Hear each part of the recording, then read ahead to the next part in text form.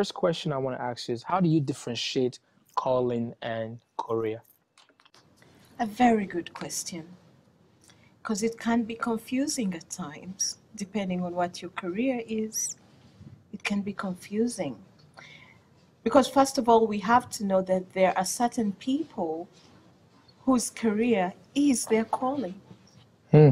Yeah. There are Interesting. certain people who don't have that differentiation. Their career is their calling. They are a minister, and that is how they make money. They are, they have a position that is also their calling. So I think that would be the best position to be in, because then you don't have to differentiate. But when it comes to speaking about a career or a job is something that pays the bills. A job in itself allows you to have the money to do the things to meet your basic needs.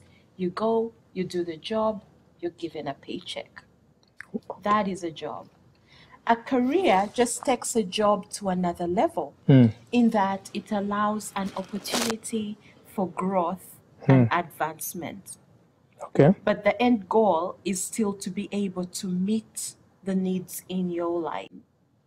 I think later we will try to differentiate these two based on the characters of each, based on what is required of each.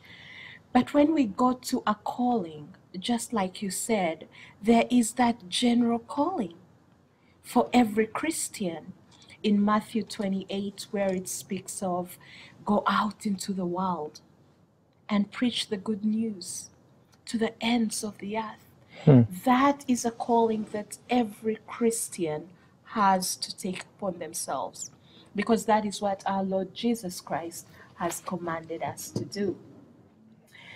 But there is a specific calling, a calling that is yours, Brahim, a calling that is different from my calling. And yet that calling is part of bringing that first calling, the Great Commission, Interesting. to fulfillment. So whatever your specific portion that is oriented just to you is, the ultimate purpose of it is to fulfill the Great Commission.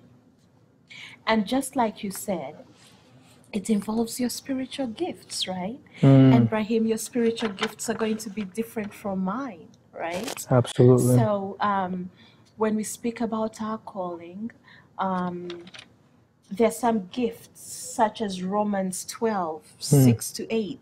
It speaks about gifts such as prophecy, teaching, leadership, giving, serving, and mercy.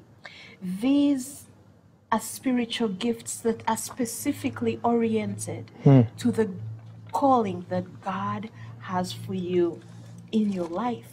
So if you ask me, what is your calling, or how do you define a calling? I will say that a calling is God's mission for you on earth.